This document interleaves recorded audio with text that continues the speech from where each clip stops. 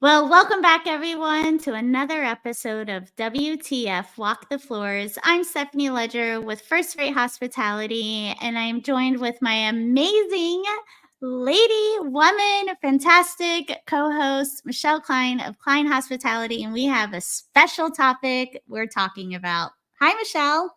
Hi, Stephanie. What an introduction. I love that. So, we're going to be talking about International Women's Day. What a fantastic day to celebrate.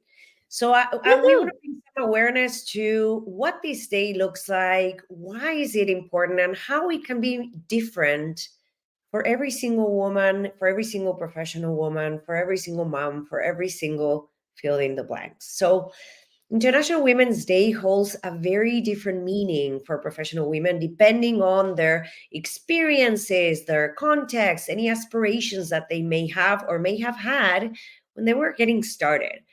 But there are some very common interpretations and significance of International Women's Day for professional women that I would love to share and have a quick conversation with you, Stephanie, and hopefully inspire our audience around this very important topic. So the first one is recognition and celebration. This is a day to recognize and celebrate achievements and contributions of women in various professional fields. We hear all these amazing stories. You know, it provides an opportunity to acknowledge the accomplishments of any leaders or any innovators and pioneers who have really paved the way and make significant strides in their careers and industries. So it's really that day where we allow ourselves to pause and start sharing all these inspiring stories that sometimes we don't really get to hear about because either somebody else took the recognition of something special that person did, or all these women in history that we don't even know about. So it's a great way to dust those stories off and then have some very meaningful conversations around what they did, what they've accomplished, and how some of them are having that opportunity to shine today because we are creating awareness. What do you think, Stephanie? I love it. I think also, yes, celebration. There's a lot of times throughout the year that we may be like, oh, yes, I received this award, or yes, I achieved this major accomplishment with a project or with a client. And then we kind of think like it's no big deal, just moving on our way. And we forget to celebrate, the big accomplishment. And it could be even the smallest accomplishment. But those are the things we should be shouting from a rooftop. And I think also too, as us as women, is we do a great job of supporting each other, that we're each other's cheerleader, and a reminder of being like, you go get it. You are there. You're in a room that is probably going to be mostly filled with males, and you're there sitting at the table. And right there, that is a great accomplishment in itself. But just having that positivity, cheering each other on as reminders, and also too of giving those random shout outs as well, to being like, oh, I may have not seen you in a few months, but I just want to let you know that I'm cheering you on from afar as well. Absolutely, which leads me to the next topic, which is empowerment and solidarity, right? It's a symbol of empowerment and solidarity among professional women anywhere in the world. I will tell you a very quick personal story. I used to attend school my entire grade years, 12 years, at this school that was owned by a female. And she was a powerhouse. And the school at that time was for girls only. So we grew with that inspiration and that can-do attitude in every single subject that we studied, in absolutely everything that we did. And I remember one year she was recognized in Europe with the International Women Day Award. And it was such a big deal because it was like, especially for the younger girls at school, it was like opening that horizon to, you can do it. And whatever whatever Kool-Aid they've been feeding us, it's totally possible, right? So this day is important when it comes to, fostering that sense of unity and that, collective action among women and diversity in the backgrounds and all the things that you were just mentioning, Stephanie. I think it's an inspiring day that where, we strive for excellence, and if you're thinking about pursuing leadership roles, and if you're thinking about, challenging the different norms in society or stereotypes, this is the day where all these things come out, and we break some chains, and we bring some barriers, right? Another thing that you mentioned is, creating that awareness amongst our peers and amongst our allies, and, advocating or using this day as a platform to advocate for gender equality and women's rights in the workplace. And if you look at the history, which I invite everyone to go back and do a little research as to how was the journey of all these women until this day finally became a thing, right? It's so inspiring to see all these steps along the way in various areas in the world. During the Industrial Revolution. So it's a great way to, highlight the ongoing challenges and those barriers that women still face to this day, especially in various countries in the world and in many industries too, where we can really assess those equal opportunities and fair treatment, and what does leadership look like on the eyes of a woman. So it's a great way to raise that awareness about, gender-based discrimination or biases, or like, is the woman going to be able to perform at the same level, and what happens when she gets pregnant? Is she going to be, thinking about her child when she comes back to work after giving birth? Those are real things, and there's still real challenges out there. And although we've made huge improvement in every industry, especially in hospitality, where we see more and more women in higher level roles, we still see some, systemic inequalities in a lot of industries. So it's a great way to stop and reflect, right? And when we think about stopping and reflecting, we also think about what we do next, and can we take action? So this is a great day that will prompt any professional woman to, think about their own experiences and their own achievements, and from there look at what their aspirations have been and what is it that they want to do next, and encourage each other to take your game to the next level. Like you were saying, Stephanie, you got this amazing award, let's cheer you on. And I want to make sure that I want to make noise because it makes sense, right?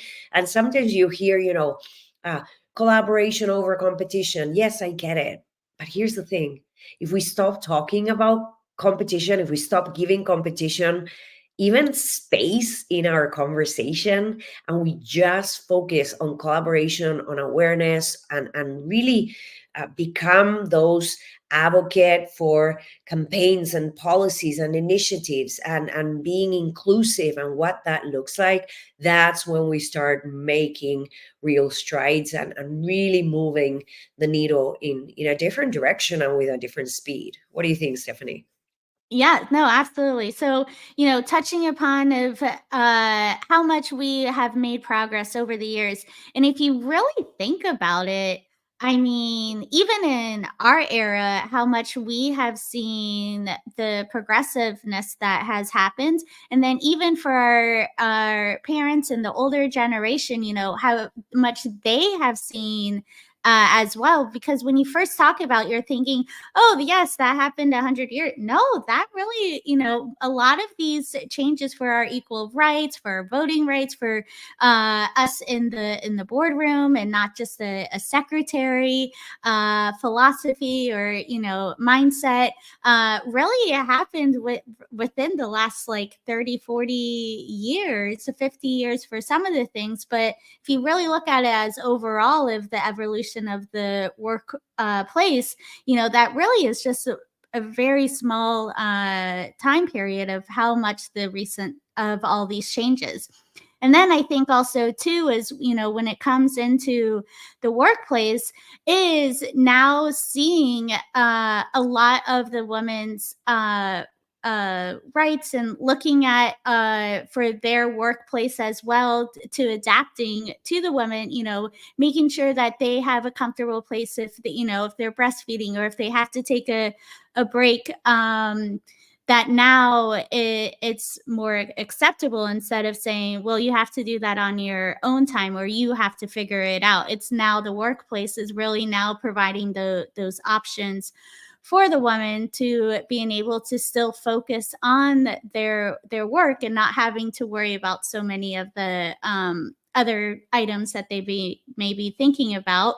But then also too, I would have to say, with the empowerment part of it is, I love how it's here in March, because we have January with New Year's, and we're like, okay, where do I foresee myself for my New Year's resolutions for the year?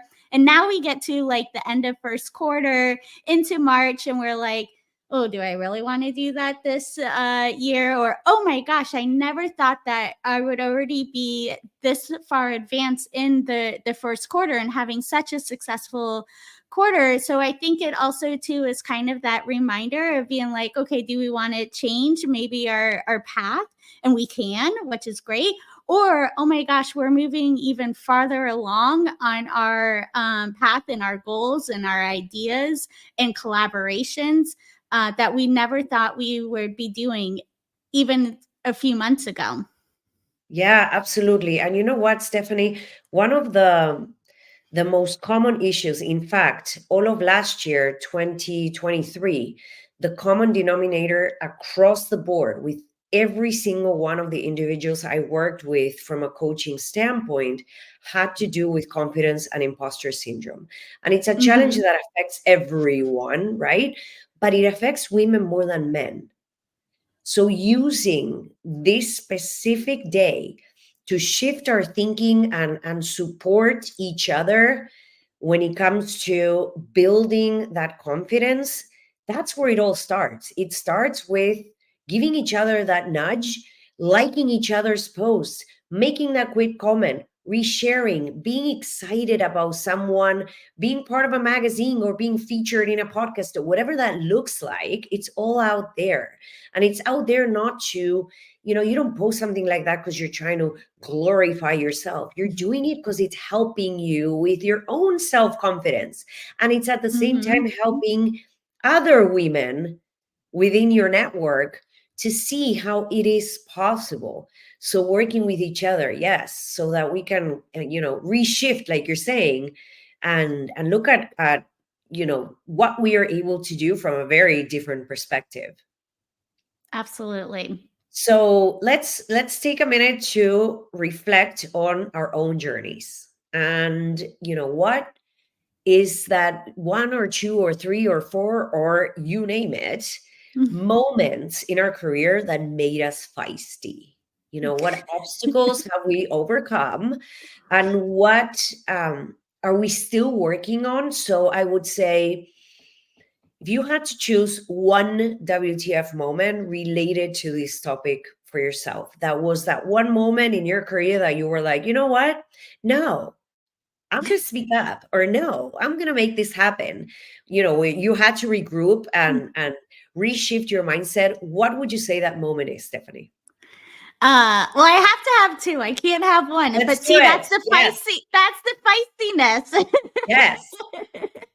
So the first one I have to say, and this is, it starts my journey in hospitality, is when my parents told me that I had to get a job when I was in high school. And a typical job was, being a host at a restaurant. And then I came back and said, I just got a job at Ritz Carlton that was down the block. And they're like, what? And I was like, I knew they paid the most. So it was right then and there that I was like, I have to do it. I'm going to do it. Worst comes to worst, I'll go and doing something else. But I mean, having that mindset and so much of my journey, and because I have, been very thankful that it's been very successful. I mean, there's definitely been times of highs and lows, but just having that mindset, being like, I can do that. Let me try it. If I fail, I fail, but at least I can say that I did it, and then having the regret. So that's the first one, because it just started off at such a young age and in my career. But the other one I have to say is when then I was promoted to being the evening manager on duty. And as all of you are listening and hearing, my voice isn't sounds pretty much like a kindergarten. And especially even when I was younger, it even sounded more like a little kid. So here I am being the MOD, and the executives, they put so much faith in saying, no, she has the right tools and resources, she's going to be able to handle it.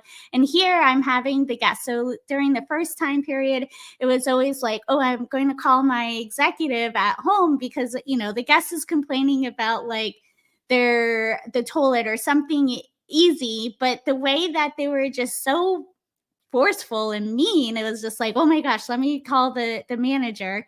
And then like pretty much after probably 2 weeks, I was like, excuse me, sir, I just wanted to let you know that this is what we can be able to do, and kind of having that feistiness and that confidence to the guests, that I was like, all right, well, let's see what he's going to say back to me. And then finally, really got into my rhythm of being that manager on duty. But right in the beginning, I was like, oh my gosh, like a deer in headlights, what did I get myself into? And then it just overcame me, and it was like, all right, now I have it. I have that feistiness, I have that confidence, and can't wait for now that guest to telling me what to do. I love it. And, we all know that behind that moment where you propel yourself to doing something different, to change, to doing something in a very successful way, there's usually a little bit of pain behind it. And there's a bit of that story behind it. My WTF moment is again, at a very young age in my career. I was manager for various departments, various shifts. I could kick ass. Let me just say that. And I found out that my counterparts in other regions in the country were all making way more money than me, like Mm. significantly more, 20% more. I was so upset. So I composed myself and I decided to call the director of HR, which at the time it was like the highest person in human resources. And when I was on the phone, this person, I literally asked the question, why am I making less money than these people, right? I had the largest portfolio. I just don't get it. Well, it's because you're a woman. And at this point, I know that anyone watching or listening is thinking, oh, that was probably a guy. It was not. It was a woman on the Wow. other side of the phone telling me that I was never going to make the same amount of money, literally, than the other guys because I was a girl. And that for me was like, no, this is not going to No. happen. So it's those, pain points in life that will push you to become feisty and to do the things in a very, very different way. So, Yeah. do you have a final nugget, Stephanie? No, Otherwise, I we'll feel wrap this up. think, it's a fabulous day. I support you. I mean, we have been knowing each other for so many years, and it's great to see how much that you have flourished in your own company, and also to being a motivation for the next generation as well. So I salute you. This is great and celebrate. And I celebrate also too to all of our viewers and listeners is go out there and have some appreciation or saying just thank you or you go girl or something to one of your friends or colleagues, even a colleague that you haven't even seen for a few years. It's going to go a long way. I love that. Thank you so much. And I feel the same way for you, Stephanie. So, everyone out there, take this day and let this day serve as a reminder to continue advocating for gender equality, to continue to empower women within your realm, regardless of what gender you are or how you identify as. And in every aspect in life, especially the younger ones. So this is our invitation for you to go out there into the world, high five any women in your life, and look at the younger ones and see who is it that you can mentor and perhaps have a different perspective on as you move forward. Thank you, everybody, for being on the other side. We will see you next week. Bye, everyone.